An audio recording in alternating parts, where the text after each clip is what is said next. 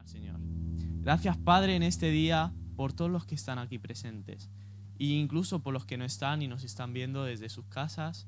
Gracias, Padre, porque tú eres bueno con nosotros y hasta ahora, Señor, nos has dado paz y seguridad.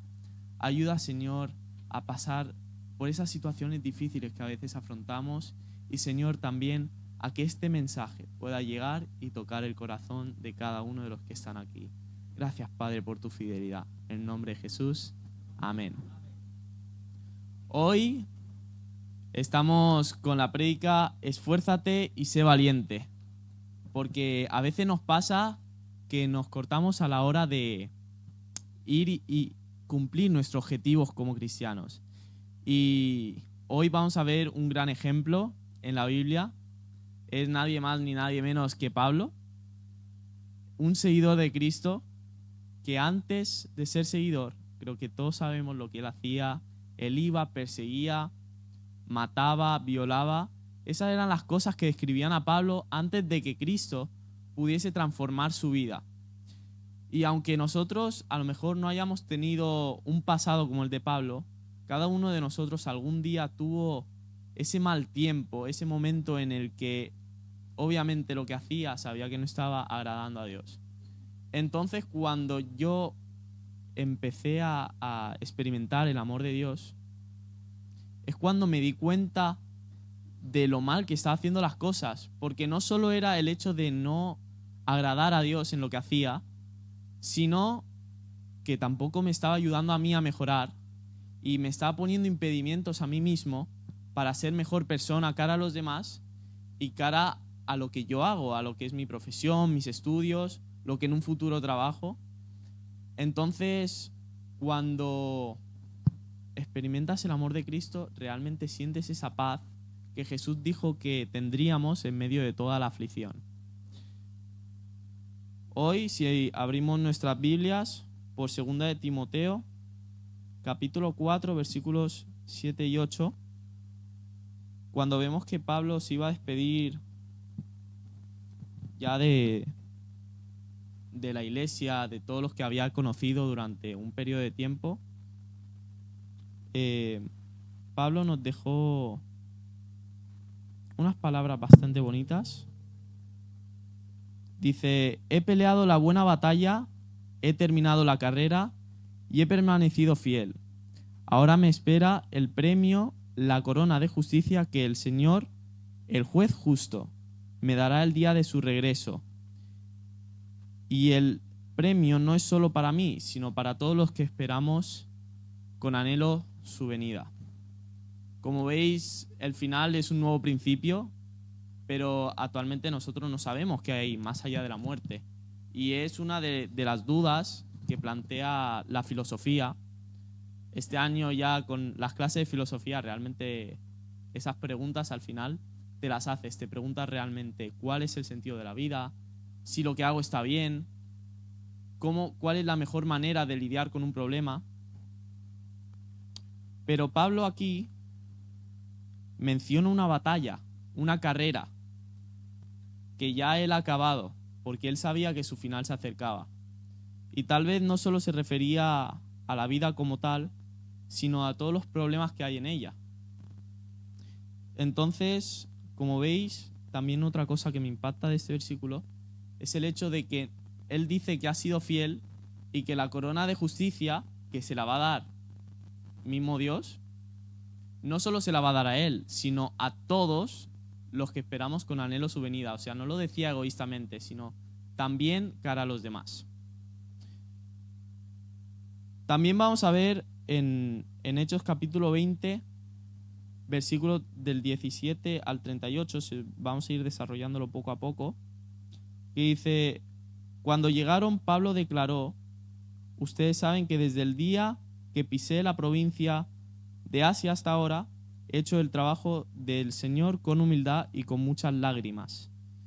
He soportado las pruebas que me vinieron como consecuencia de las conspiraciones de los judíos. Y podemos ver la perseverancia que tenía Pablo, ese énfasis que él tenía en conseguir el objetivo que Dios le había mandado, ir y predicar el evangelio a todas las naciones. Pero vemos que él no solo lo hizo por sí mismo, sino que también sufrió por ello. Cuando dice que he hecho el trabajo del Señor con humildad y con muchas lágrimas, vemos que Pablo realmente lloraba por esa gente cuando sabía la situación que tenía. Tenía empatía por ellos. Y también las pruebas que Pablo soportó. O sea, ¿podéis nombrarme lo que Pablo sufrió? Él estuvo naufragado, él estuvo golpeado, fue encarcelado, también fue apedreado. Muchas veces pasó el tiempo sin comida ni agua y al final le tocó morir por creer en Jesús. Eso fue un poco el resumen de la vida de Pablo. Todas esas pruebas que al final él dice, ya no vivo yo, sino que vive Cristo en mí. Entonces vemos también la perseverancia de que Pablo, cuando va a cumplir su objetivo, siempre trata de dar a conocer el amor y la esperanza que hay en Jesús. Tengo por aquí lo que sigue. Vale. Seguimos en el versículo 20 hasta el 27. Dice, nunca me eché para atrás a la hora de decirles lo que necesitaban oír, ya fuera público o en sus casas. He tenido un solo mensaje para los judíos y los griegos por igual: la necesidad de arrepentirse del pecado, de volver a Dios y de tener fe en nuestro Señor Jesús. Vemos aquí que Pablo luchaba por estas personas, pero no solo lo hacía en lo público, no simplemente daba discursos a una multitud, sino que él iba a sus casas y de forma privada vemos que Pablo ayudaba y daba consejos a la gente. Sigue el versículo 22. Ahora estoy obligado por el Espíritu a ir a Jerusalén. No sé lo que me espera ahí, solo que mi vida no vale nada para mí a menos que la use para terminar la tarea que me asignó el Señor. O sea, Pablo ya había entregado toda su vida a Cristo. Cuando dice ya no vivo yo, sino que vive Cristo en mí, vemos como Pablo ya se había entregado por completo. Y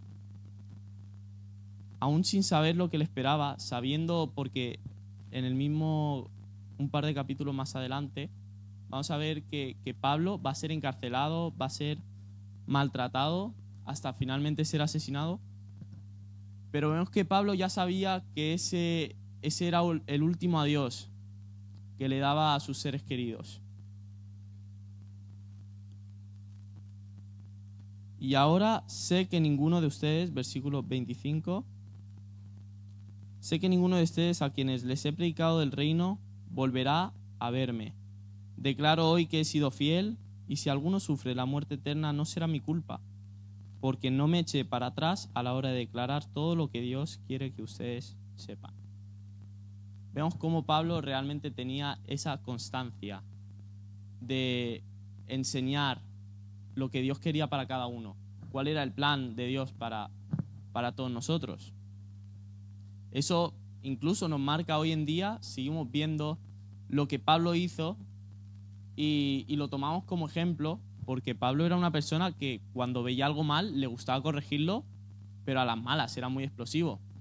Entonces, cuando vemos que Pablo hace énfasis en esto de que no va a ser mi culpa si vosotros perdéis, porque yo siempre os he enseñado lo que Dios quiere para vosotros, es como que indirectamente nos está mandando a hacer lo mismo, a enseñar a Dios todo lo que podamos, porque realmente esa es la vida que tenemos. Aunque a veces cuesta realmente coordinar la vida que nosotros tenemos como tal con la de un cristiano, porque es complicado al fin y al cabo pensar que tú tienes unas obligaciones y una profesión y cada vez tú te estresas y tienes sentimientos, pero tu vida como cristiano muchas veces te corta lo que tú quieres hacer. Cuando estás en el tráfico a veces te da por insultar o enfadarte con la gente que hace cosas que a ti no te gustan. Cuando ves que tú estás pasando un semáforo y se te mete en medio, lo que le vas a decir no es bendiciones, hijo mío.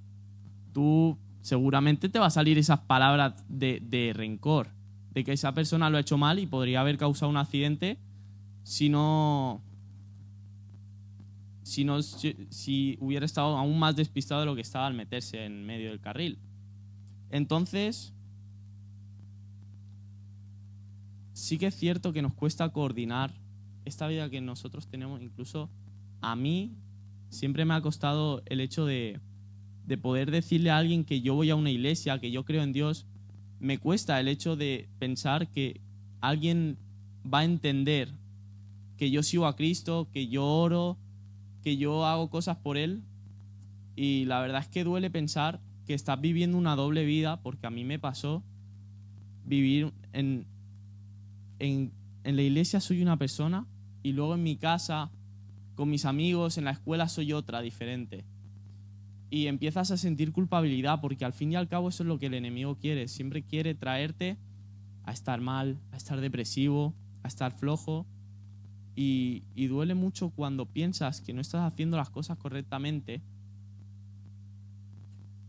y empiezas a pensar, no valgo para esto lo estoy haciendo en vano, igualmente no tengo la salvación, y empiezas a atormentarte a ti mismo pensando que no tienes el valor, que Dios envió a su Hijo a morir por ti, y no piensas en el valor que tienes, que fuiste comprado por sangre. Y te empiezas a echar culpa, empiezas a dolerte, porque a mí me ha pasado de pensar, wow, pero es que en realidad estoy haciendo las cosas para Dios, no las estoy haciendo para mí.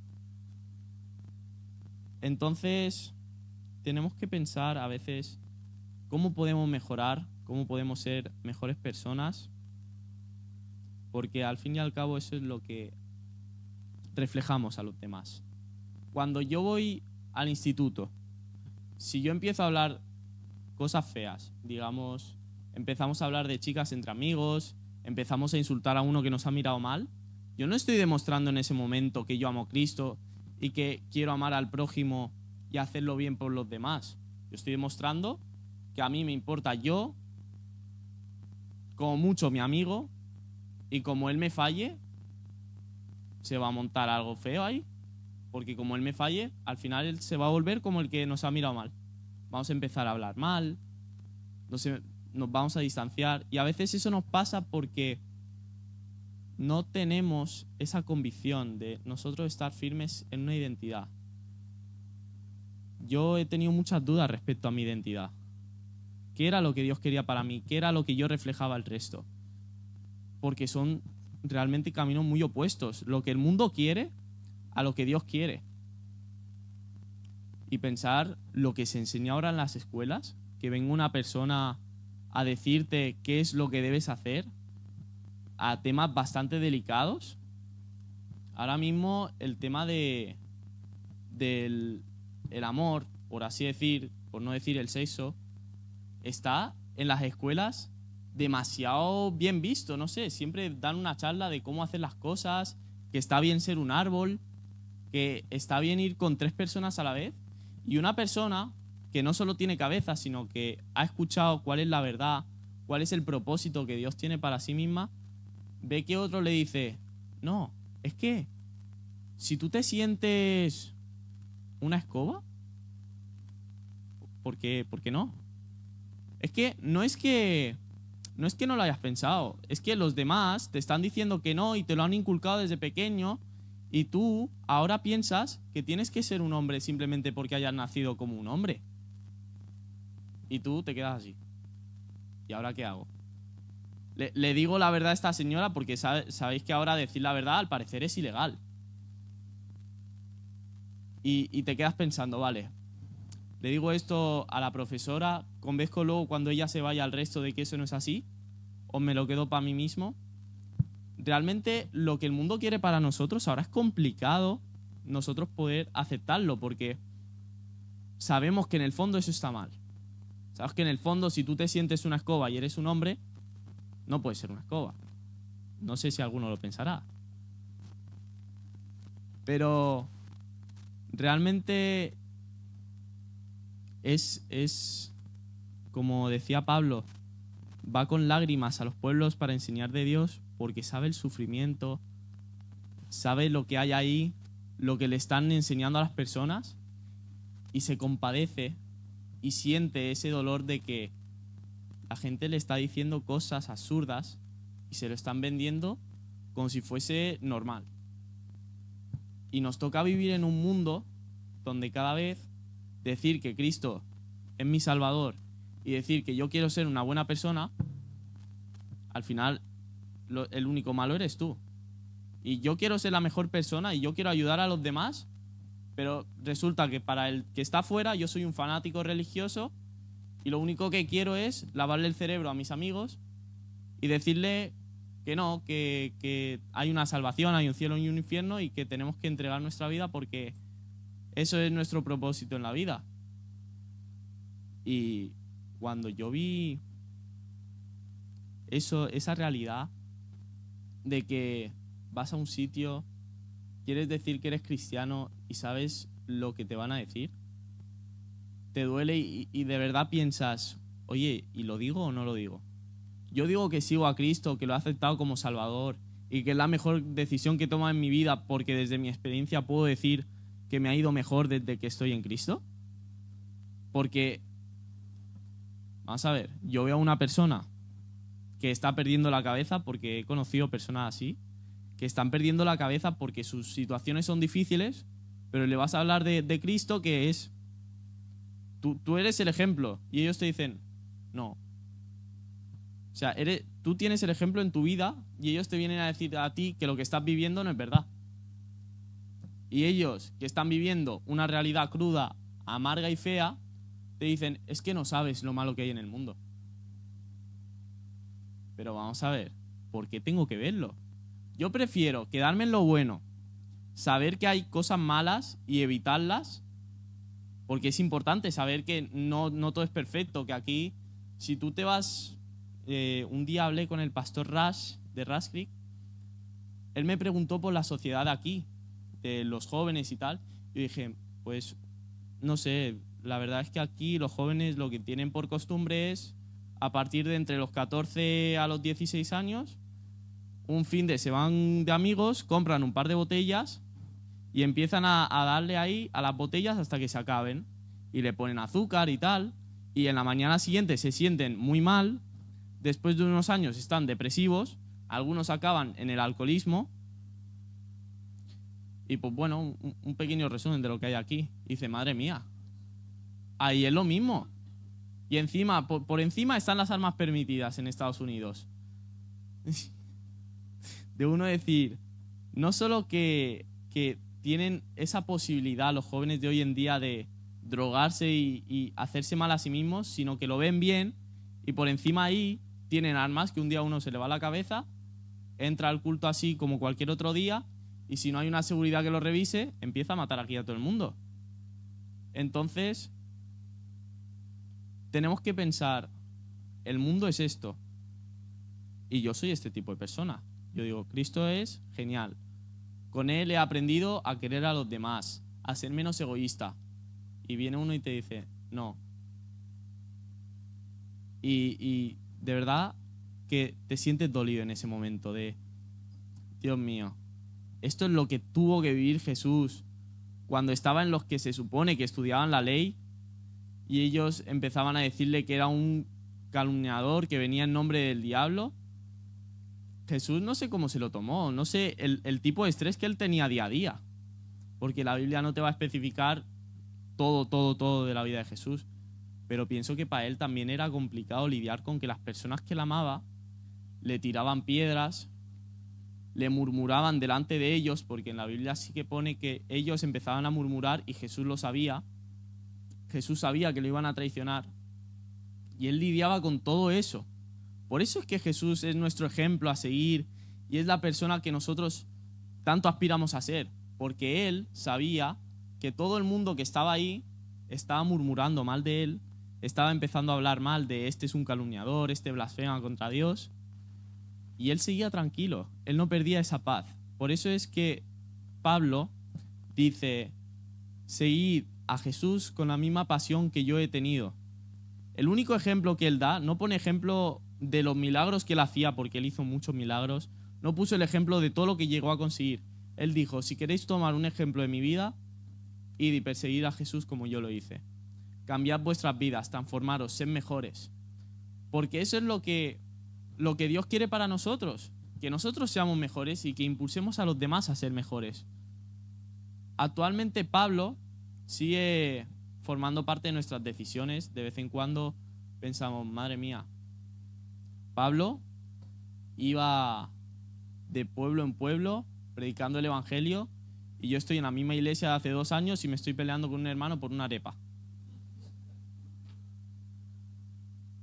Por eso es que Pablo nos sirve hoy en día para reflexionar, porque ves que Pablo era apedreado, que Pablo era encarcelado, que a Pablo le daban golpes de todos lados.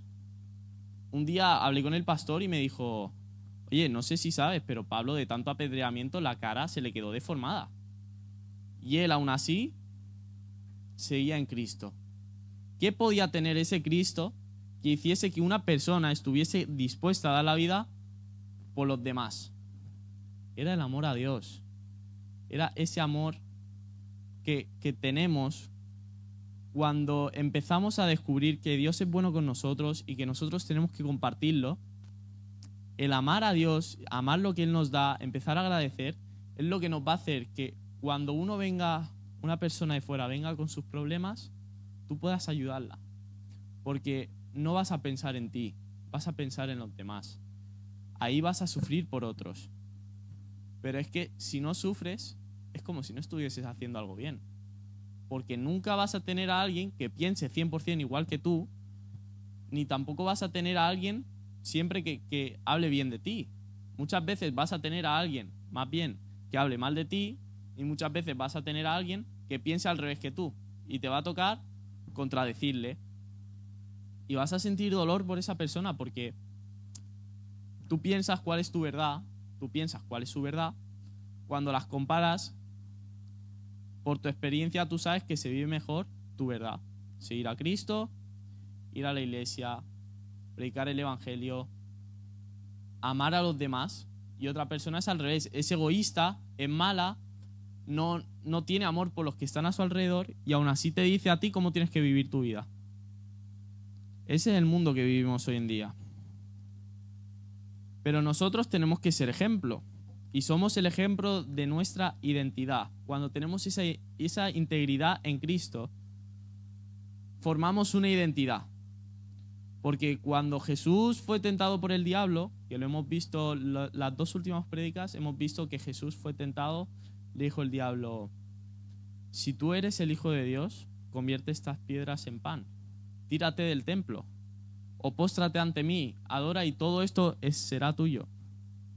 Hemos visto que Jesús, sabiendo que Él era el Hijo de Dios, no tenía que demostrar nada. Él tenía una identidad firme y él ahora mismo es un ejemplo de que si nosotros seguimos nuestra identidad, vamos a ver cómo podemos librarnos de esas tentaciones y esos ataques que nos vienen. Porque nuestra identidad es lo que nos va a hacer recordar. Yo no tengo que demostrar nada ante nadie. Y la mejor defensa hemos visto que es refugiarse en la palabra.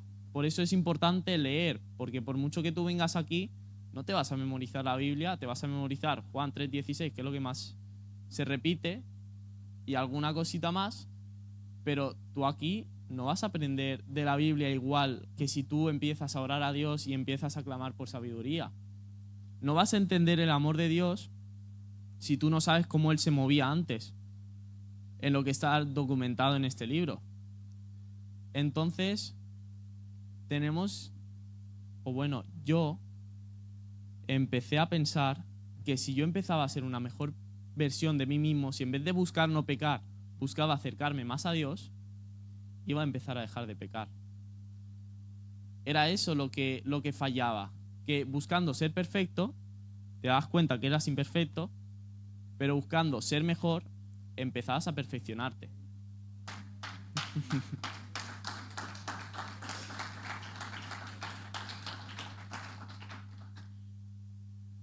Como vemos, volvemos a Pablo, como vemos en Primera de Corintios, versículo 33, este me encantó cuando lo vi. Aquí lo tengo, Primera de Corintios 10:33. Dice, como también yo en todas las cosas agrado a todos, no procurando el beneficio propio, sino el de muchos, para que sean salvos. Lo que es bueno de este versículo es que dice, como también yo en todas las cosas agrado a todos. O sea, lo que él busca es encajar, realmente eso es encajar con los demás.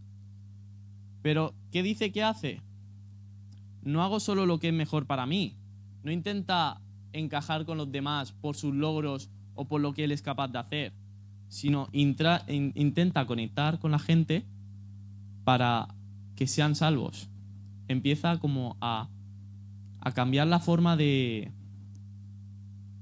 conectar con los demás, la forma de hablar con alguien.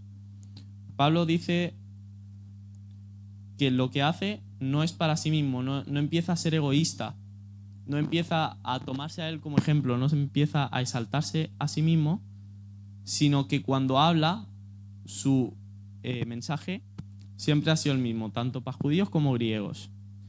Arrepentirse, creer en Dios y tener fe en Cristo. Eso es lo que le importaba a Pablo que conociesen, que Jesús murió por nosotros y que gracias a ese sacrificio nosotros ahora podemos tener una vida plena y una vida completa en Cristo.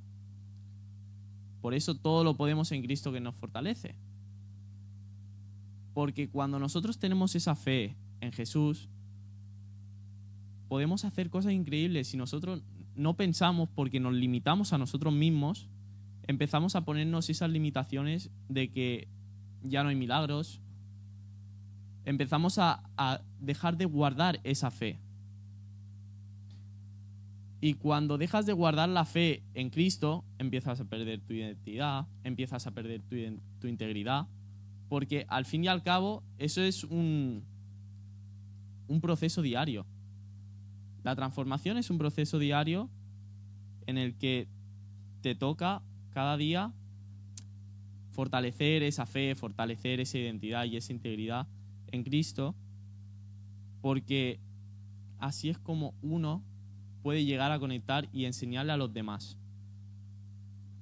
Como nos dice aquí nuestros hermanos de Rush Creek, nada lo que tú haces te impacta solo a ti, sino que lo que tú haces va a impactar al resto.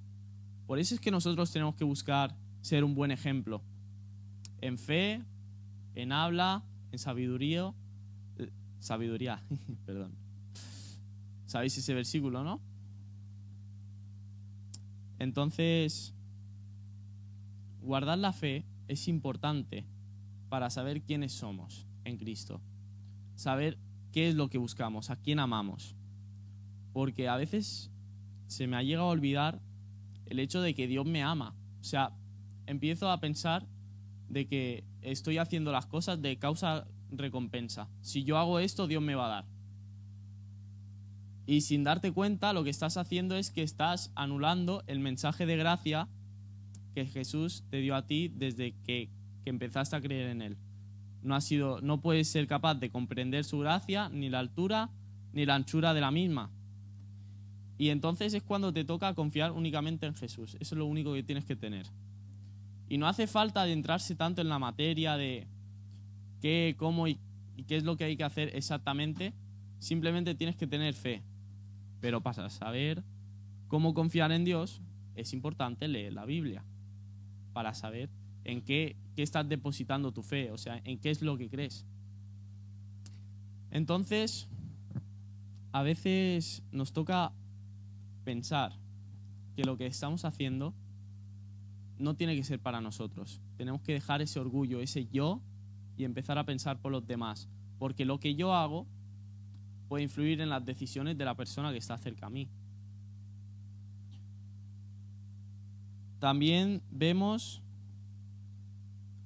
ahora terminamos con las escrituras de Hechos, del versículo 28 al 32, que dice: entonces cuídense a sí mismos y cuiden al pueblo de Dios.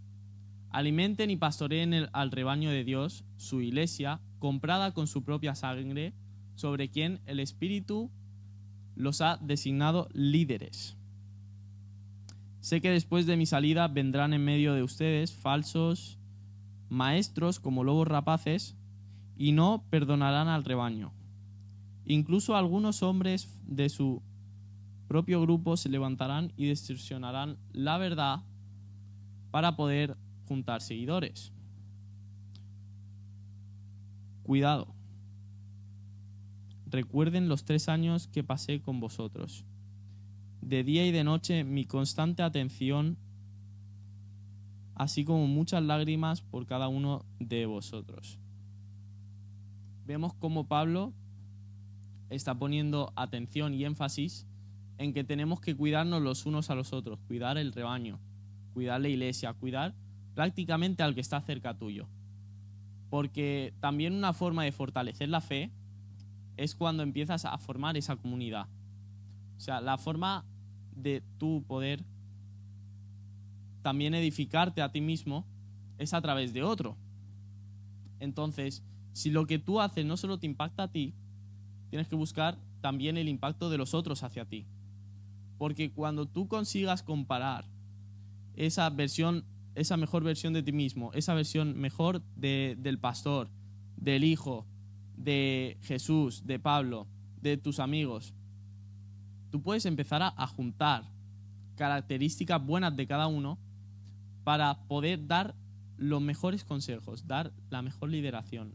Lo que mejor puedes aconsejar es evitar que pasen los mismos errores y también volver a hacer lo que ya estaba bien hecho.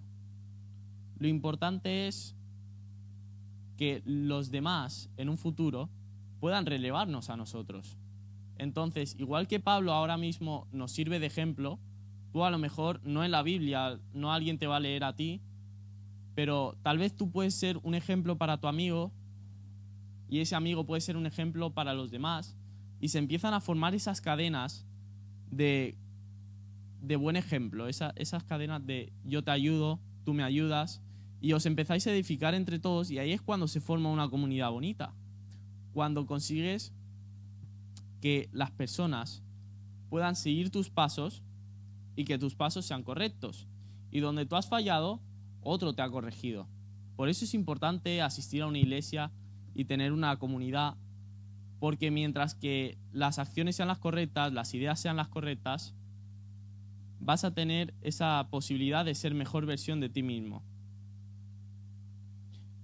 Ya vamos a acabar con Hechos. Cuando Pablo se va a despedir de ellos, en el versículo 36, dice que cuando terminó de hablar, se arrodilló y oró con todos ellos. Todos lloraban mientras lo abrazaban y le daban besos de despedida. Estaban tristes principalmente porque les había dicho que nunca más volverán a verlo. Luego lo acompañaron hasta el barco. Vemos cómo al final del todo lo que Pablo hace es despedirse de ellos mediante la oración. No solo es yo edificarme con otro, sino al fin y al cabo hacerlo todo para Dios. Entonces, cuando yo consulto con Dios, yo hablo con Él y tengo esa capacidad de comunicarme con mi Creador y que Él me ayude y me guíe a ser mejor, cuando lo haces en comunidad, sientes ese mover y ese quebrantamiento. Todo lo que he dicho hoy ha sido para que vosotros podáis buscar ser la mejor versión de vosotros mismos, incluso en vuestras aflicciones y en vuestras pruebas, que pueden ser muchas, pero no olvidar lo que vosotros habéis empezado. No olvidar que Dios ha dado a su Hijo por vosotros y no olvidaros de que ahora vosotros vivís una vida plena gracias a ese sacrificio que Él hizo por vosotros. Gracias a que Jesús vino a la tierra no solo para enseñar, sino para cargar consigo todas nuestras culpas y nuestros pecados. Pablo siempre quiso dar este mensaje a todo el mundo y nosotros a lo mejor tenemos que salir de nuestra zona de confort y empezar a tomar esa valentía y dar ese esfuerzo por dar a conocer a Dios a los demás hermanos. Como dice Josué 1:9, dice: mira que te mando que te esfuerces y seas valiente, porque el Señor, tu Dios, estará contigo donde quiera que vayas. Con eso ya podemos ponernos en pie. Vamos a orar.